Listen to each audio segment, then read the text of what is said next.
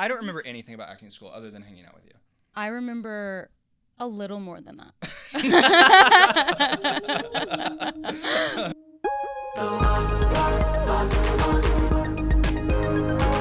I'm Haley Griswold. And I'm Jake Deyton. And this is The Lost Lore. You never told me that. Hi, Haley. Hi, Jake. We're sitting here on the couch. On the couch. Filming our podcast. And the concept, we talked for a long time about what we wanted it to be about. Right. And we were like, we know each other so well. Like, how long have we known each other? 10 years. This year. And we've been really ultimate besties for almost 7, I'd say. There is still, daily in conversation, we realize that there is so much that we don't know about each other. So much. Like, I didn't know you were married to that guy who lives here. He's my helper. Oh, yeah, I thought so. Yeah. I actually thought you were his helper. Interesting. Well, let's make sure everybody knows who we are. Yeah. This is my best friend, Jake, who I met in acting school. So first and foremost, he is an attention seeker. Second of all, he is an amazing writer. Definitely going to be a published author. He'll roll his eyes, but he will. He's a fantastic writer. He's a great actor. He's hilarious. And me, and do me. Haley is a fantastic stand-up comedian. She has done so much work in New York. She has the most incredible shows. Also a fantastic writer. Show-stopping beauty. I mean, look at the material. She is the mother I never had. Oh. She is the sister everyone deserves. She is the friend. What is it she says? Me having to tell you about me now? The quote about me? But I do want to say on that note, because you're giving me such high praise, Jake is also a new father and killing it. That is probably what I should have said as your number 1, but I'm selfish, so I was like, number 1, he's my best friend. Number 2, he's an asshole. Number 3, he is an amazing dad. Talk about, Haley thought our friendship was over. Like, literally, I remember when we were, like, trying to have a baby forever. It was, like, a long process. And no one... Haley, like, we would put on a veil, like a black veil, when we would discuss it. She would wear, like, a black gown and be like, this is the end. I was in mourning. I'm grateful for the friendship we had, but this is it. Yeah, see you in 18 years. Yeah. And now, we are closer than ever. You have been to my house more times since Henry was born than you had been all the time before put together. No, I refused to come before he was born. And now we live 40 minutes from each other, and Haley's always like, I mean, to be fair, so am I. Yeah. Oh, yeah, but now he has an excuse to not do the drive. I have to do it because of the baby. Well, we're both Southern. Where are you from? Let's say that first. Yeah, I'm from North Carolina, about an hour north of Asheville, like mountains, very, very like small town, like 400 people, like true small town. Yeah. Like I've been there, and it's like this is where the Smurfs live. And Haley is literally from a town called Niceville, which is one of my favorite facts about you. And I actually am the prom queen of Niceville High. Just want to get that out the bat that you guys are watching royalty. I was in my town is a bit bigger than yours, but I would definitely say like small town feel for sure. Yeah. And we met in college. Mm-hmm. And we know so much about each other. We went through college, acting school specifically. We went to NYU. We did. And to be clear, we have our credentials here. And over there. Mine's not yet framed. Please watch this podcast so we can get it framed. On the way.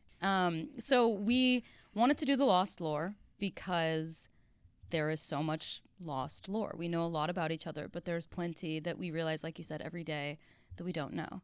And anything. I mean, like first dance, first kiss, like virginity loss, like, the topics are kind of endless. Yeah, like they're you have endless. Someone who is so close to you, but there are still huge parts of your life that surprised me. The other day, Haley referred to siblings of hers that I didn't know existed. People are like, are you guys even best friends? Right, no, I know, seriously. But like we are. Like we are literally best friends. We talk every day. Talk every single day. And talk about everything. Like everything. Haley could probably like draw a... I was going to get too dirty. Pass, next. But it's funny what you miss. Like, because you just get so caught up in your life and like what's going on presently that it's like... So this podcast is to catch up on everything we missed when we should have been having sleepovers together when we were kids, pretty much. And today's topic is something very, very special and near and dear to both let's our say hearts. Jake is sort of a renowned Taylor Swift TikToker. Yes. We saw Taylor Swift in concert together. We went to the Eras Tour together twice. And then we did go as well individually without each other. And for anyone who thinks we're greedy for going that many times, we haven't had a good time since, so it was worth the investment, right? And I will say, too, the times, I mean, every single time I went to the Air Store was great, but, like, the nights that we were there together were so special Yeah, to such, me. like, some of the best nights of my life. Yeah. Seriously. So I think because of that, it's only natural that today we take it away and talk about Lady Gaga. Yeah. This was, like, one of the first times when we sort of looked at each other like, I knew you were a little monster. Yeah. You did not know that I was a little monster. And I mean... she said paws up. Oh, the paws are up. But do you know how I came to love Lady Gaga? No. Okay. See? So the year is 2008. Just Dance is coming out. At this point, I'm believing no song will ever top Shawty Had Them Apple Bottom Jeans, boots with the fur. Whole club was looking at her. Right. Okay. That's the peak of music for me. Every morning I would put on VH1 and I'd watch the music videos, and I was like getting ready. And by getting ready, I was straightening my already straight hair. And I was like, you know, in the vanity looking at myself, and then like over my shoulder I hear a little and I kind of turn and it's over. Just dance and I okay. And since then it was literally that. And then God forbid we even get into when Love Game came out. Oh my God. Because we're both from the South. I was incredibly sheltered as far as sex was concerned. Love Game came out, and just the sort of natural rock that comes in your hips when you're listening to Love Game, you kind of understand. Did you know that the steering wheel has a mute button? No. I do, because my mom was a frequent user.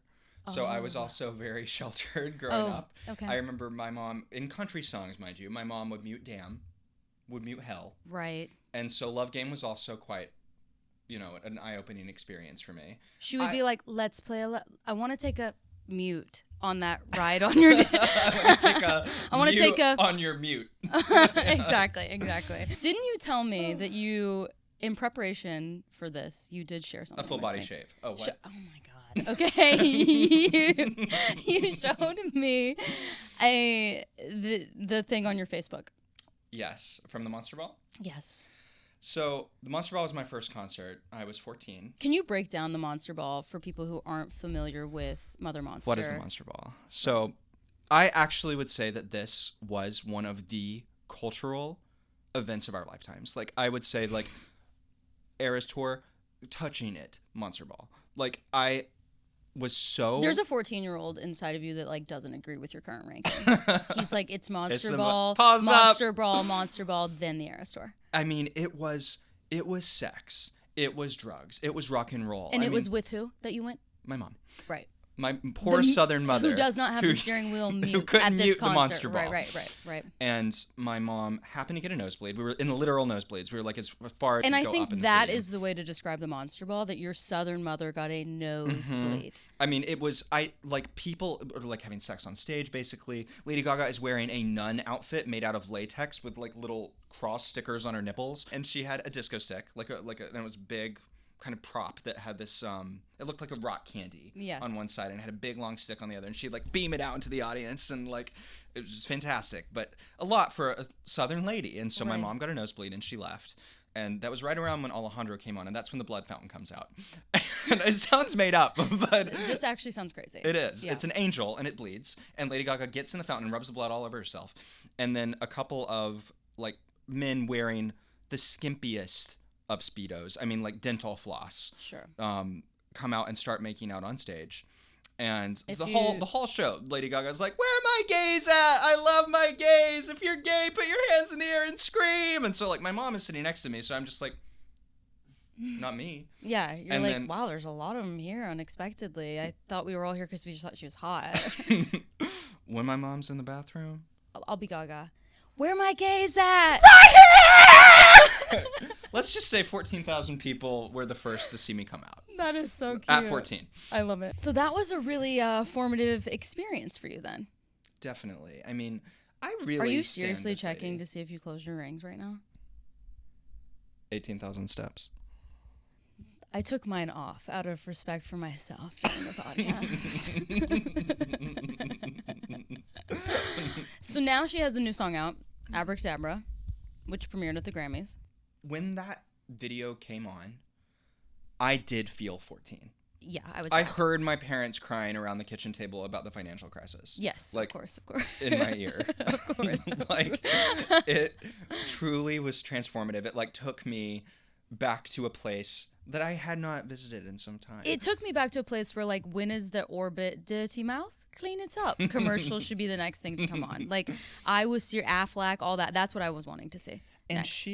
she, the level that she brings it, I mean, like, you know, each pop star I feel like has their kind of shtick and has their, like, kind of what you look to them for. Lady Gaga says, I'm gonna be a pop star. I'm gonna do choreography. Like, and by the way, I'm gonna be so weird. The thing that made me the happiest of all of this, the song 10 out of 10, the choreography 10 out of 10, video 10 out of 10. The thing where I was like, we are so fucking back, is when I was on Twitter and I saw people calling her the devil. I was like, we've made it. Right. We're in 2008. People were like, this is a satanic ritual. Yes. This is like, don't let your kids see Lady 100%. Gaga. And meanwhile, we have baby Henry glued to the screen. Yeah. Like, Henry, who we like make sure he doesn't look at any screens ever. This, I'm like, focus. It's time for your education, son. But I remember when talk about iconic career moments that, like, do people know about this? Like, the children need to know.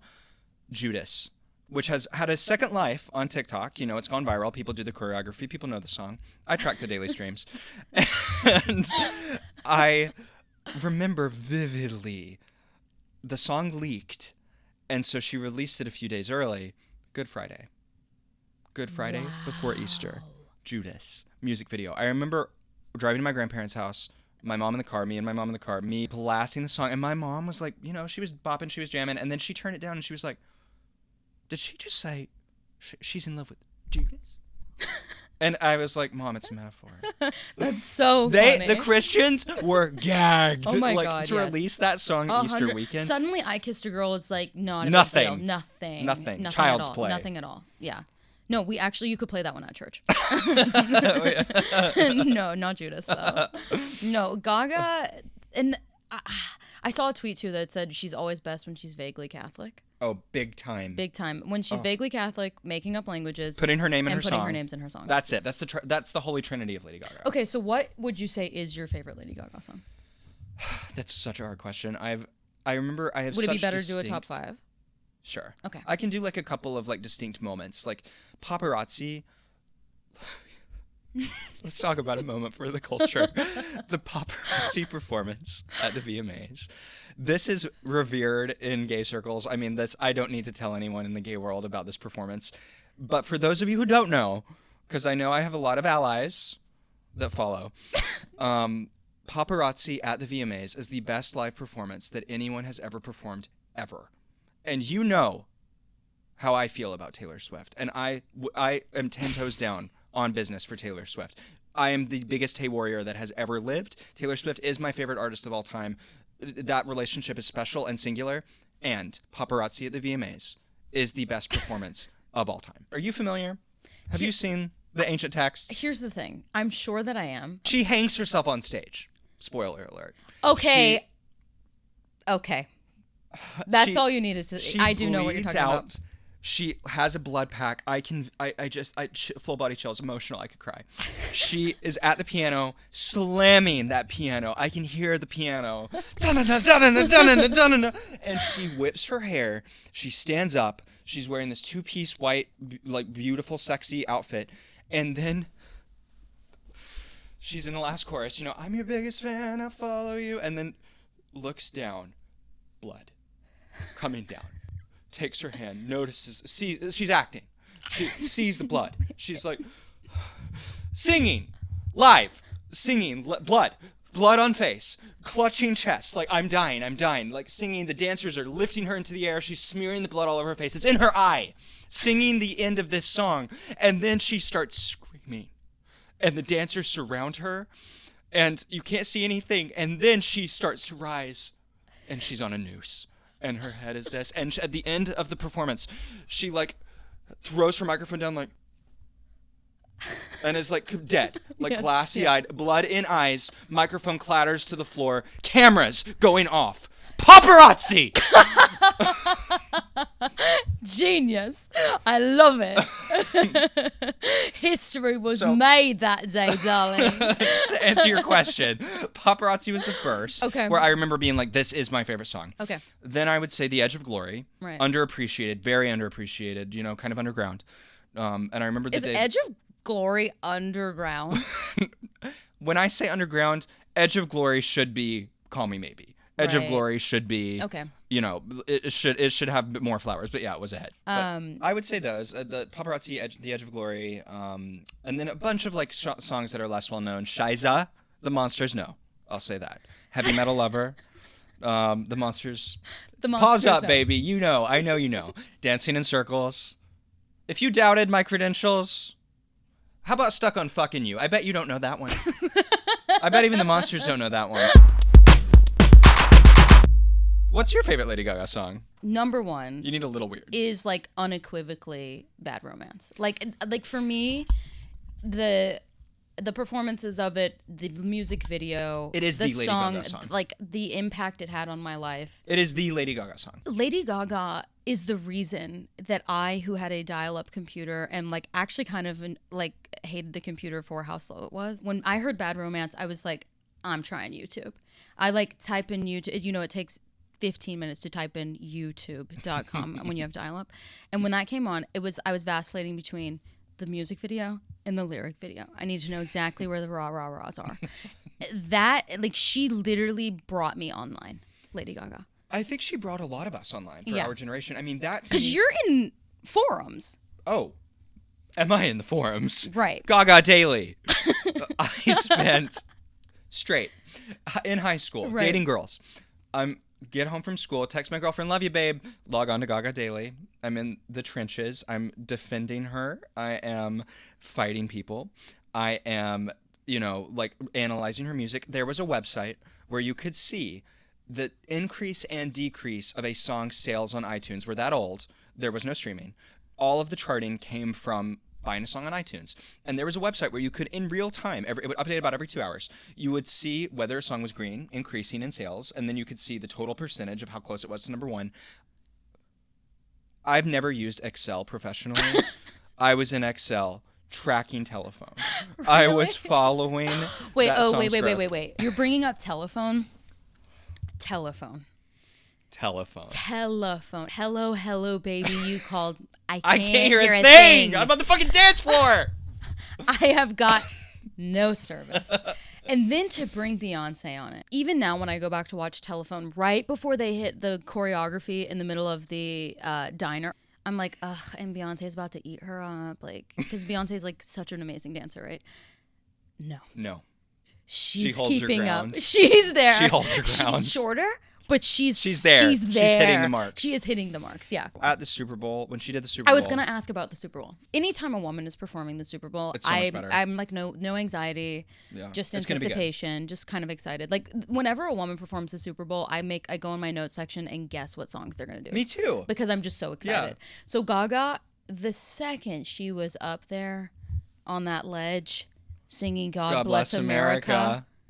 The only time I've ever felt patriotic. Oh, when she sang God Bless America, I was like, and has right now in this moment with you. And then she did that chaotic dive down. I think I started crying right then and there. And I didn't stop till it was over. It was fantastic. And fully live. Unusual and for the Super Bowl. She's such an amazing singer. And dancer. I mean, and like the thing we were saying about Abracadabra, she's weird. And she takes it seriously. And she's so committed to it. Like, no one else can be that weird. And it's because she means it. That's the sincerity. Because she means it, right. And I feel like that is something that she shares with Taylor. They're like, this is art. This is my art. You get that sense of sincerity from them that you don't get from a lot of other artists, because, I mean, Beyonce is a great example, too, of just artists who are like, this is art. This is worthy of time, and it's worthy of being consumed, much like The Lost Lore. And I feel the same. And I think that you really have that sense of, like, I'm not trying to be funny here. I'm not, like, can I be funny? Yes. But, like, this is serious. Like, I mean you to get something out of this. And okay, so since we're being serious, then why didn't you see Joker 2? I saw Joker 2. I mean, it is It's a movie. It's a movie that Lady Gaga was in. Let's just say that. But wait, okay, But she wasn't bad. No, Joker 2 will probably come back. I like actually those do other feel movies like and it have will like be kind of a cult classic. Yeah, I was gonna say like it's gonna come back because I can't really remember any of the songs, but the whole gist is kind of like they're singing like "Luck be a lady tonight," and then doesn't Gaga barely sing? She barely sings, and she does kind of one of those that she does with Tony Bennett type of dancings and things. And she had some good looks, and her makeup looked good, but it wasn't her. Let's say that she didn't write the movie. She didn't direct the movie. Do you know about House of Gaga? Bring me up to speed on House of Gaga. Haus. Oh, wait. House. Wait. Are we talking about House Labs? Oh, one and the same. Because that's under my eye right now. And by the way, I'm pretty... I can't see myself, but it hasn't budged, right? Not budged. Not budged. I want, like, anyone who does wear makeup to know, like, seriously. I actually hear that it's great. No, her concealer, so good. And the foundation, right? Is also supposed I to be actually haven't amazing. tried the foundation. I've just done the concealer, but it is so good. And I appreciate that. Like, if you're going to do that sort of thing, do it well. And she does. Of course she does. And she does. The House of Gaga. This is also, there's just so much lore with her. Like, it's this group of creatives that she has that surrounds her that have been with her from the beginning, some of them. And they rotate and, like, people come and go. But it's like, based on that kind of old, it's like a German concept of, like, an artistic house, Haus.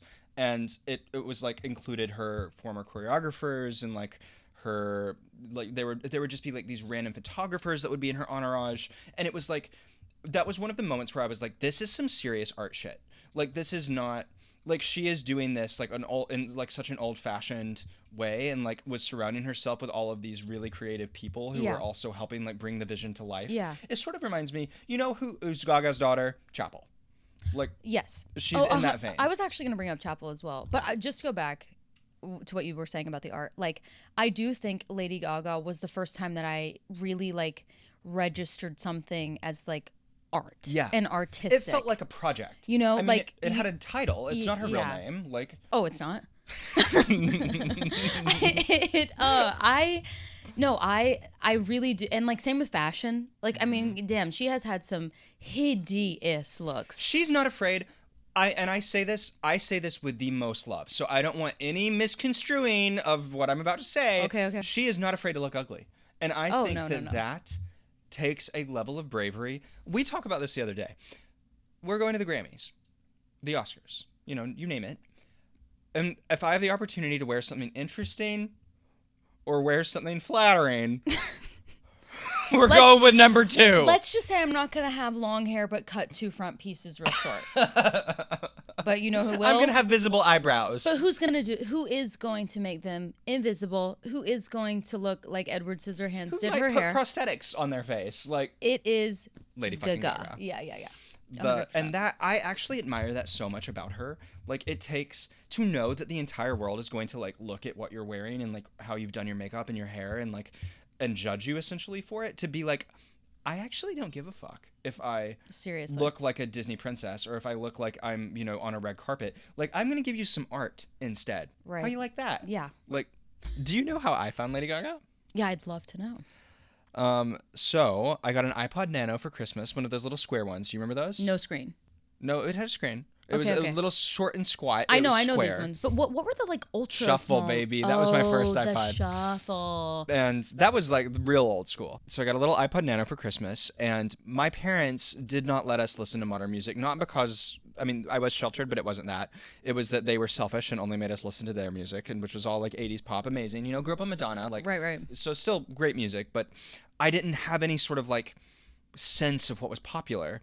And so I unwrapped my iPod Nano, silver, not pink, that I wanted. I was like, all right, well, I want to find some music to look up. And the place that I went was Billboard.com because I knew about the chart. That was my birth of my chart obsession. Yeah, you've been with charts before you've been time. with any of your stand. Long time. And the only music I knew was Taylor Swift, because she debuted a little earlier, and, like, you know, I was already You're on the that ground had floor. already developed, right? And that was the only kind of modern music I knew. And so I was like, I want to find some other stuff and, like, see, like, what other music is popular. And the number 1 song that week was Just Dance when I went to go look to see what to download on iTunes with my Christmas gift cards. Wow. And so I downloaded Just Dance, and it was all going to be okay. remember too that she was the first thing I downloaded on iTunes as well. Like, what else is there? You know, yeah, it was Just Dance and that old guard of like the iTunes girls, Taylor, Gaga, Rihanna, Beyonce, like Britney, it just like that was music. That was music. Now, let's do some rapid fire facts to see just how much, because okay, the thing about me as a little monster is that I love her, but I'm definitely a hits girl. Every hit, I know. I love the hits. And there are so many. And I've streamed them to the top, right? But I don't know like all the deep cuts. I don't know the stats. I just love her. So, do we know how many Grammys she has? 14? 14. Wow. Maybe 15 after last week. Did she win? Oh, with For Die With a Smile. You were telling me about that. She won Grammys for the Fame Monster.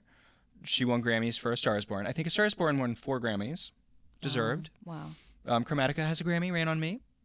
It does. Mm-hmm. Wow. By the way, we didn't even get into the acting career, which Oh. is what we have in common with her. Yeah. As actors, as world-class actors. Here's the thing. Gaga was so good she didn't finish NYU. Yeah, I think she was there for like a year. We've got our degrees. We finished. No one discovered us. But she was... Wait, did you see Gucci? Of course. I did not see Gucci. Father, Son, and the House of Gucci. What do you rate her performance out of 10, be honest?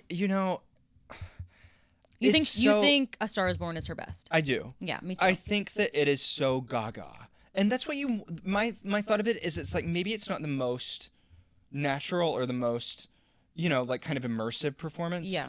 But it's immersive in another way. Right. It's immersive in like, I want to see this woman go crazy. Like she is the one who is like, I've talked in this accent for 3 months. I wrote 190 pages of journals as the character. Right. I was in a sensory deprivation tank for 6 hours this morning. And I want that from her. And you get that in House of Gucci. It's like almost Jared Leto-esque. Do you think she'll have an EGOT? I do think that she has the chops for an EGOT.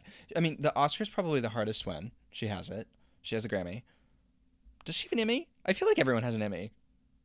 I don't think she has an Emmy. Like, what television thing has she done? You can like produce something and get an Emmy. But what did she produce for TV? I don't know. Even if she doesn't, that should be it. No, did she get one for American Horror Story? No, she got the Golden Globe. Oh my! I forgot all about American Horror Story too. A career, ladies and gentlemen. Wait. Which one was it that she Multiple seasons.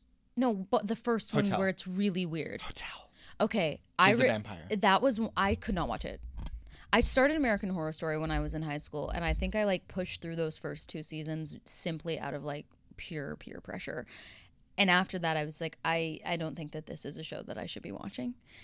I tried for Lady Gaga to watch it, and I think there's like a latex guy who's like fucking everyone in this hotel. And they're weird. It's very weird. I just don't want anything that makes it difficult for me to stay overnight somewhere. So I think that's a long list for Haley. We'll get into that later. I am very paranoid. Yeah. Yeah. So I did not watch that. Did you watch it? I watched Hotel. You did? Mm-hmm. For her. You don't really like scary stuff. I'll watch anything for Lady Gaga except Joker 2. Yeah, I gotta watch Gucci. It's just, she is like a true Renaissance woman, like multi-talent. Like the fact that she's doing the makeup well, like she's a writer, she's like very And it just involved. makes me so happy that after this many years, like we're approaching a 20-year career, she just released another hit. I know. Like she's the full package. Like she might miss the mark depending on what you want the mark to be, but she can still knock it out of the park. I was saying this to a friend today. She is, that she is an A-lister because no matter when she flops, when it doesn't connect, when it doesn't work, she can always come back with like abracadabra, baby. Like she always has an enter. There are so many stars that it's like once you hit a big snag or like a big setback, it's over. Like Right. For many, it's a crime. It's a crime. For many people, their careers would have been over after Art Pop. Shouldn't have been. A lot of artists would have been over after that. I mean, she had this huge backlash. Everybody was like talking about how she was washed up. And she came back and Wait, is Do What You Want With My Body on that album? Oh, it absolutely is. Okay, obviously I don't listen to the R. Kelly version. I listen to the Christina Aguilera version. Do What You Want. Yes. It's always so nice whenever two women who can really sing together. Oh, and when they performed it together on The Voice, and I think there was a little bit of Wow, you watched The Voice for Gaga. Uh-huh. Wow. Wow. I didn't even go to The Voice. It was a great performance, and it was very much they were both being like, let us go a little bit back and forth. Like, I'll do a little and you do Yeah. a little. Okay. kind of like this podcast. Yeah. Well, I've enjoyed getting to know more about my favorite little monster. Pause up. By talking about myself, that is. Yeah, I'm really stoked that we're doing this podcast together. There's no one I'd rather do this with. I feel the same. And we absolutely look forward to...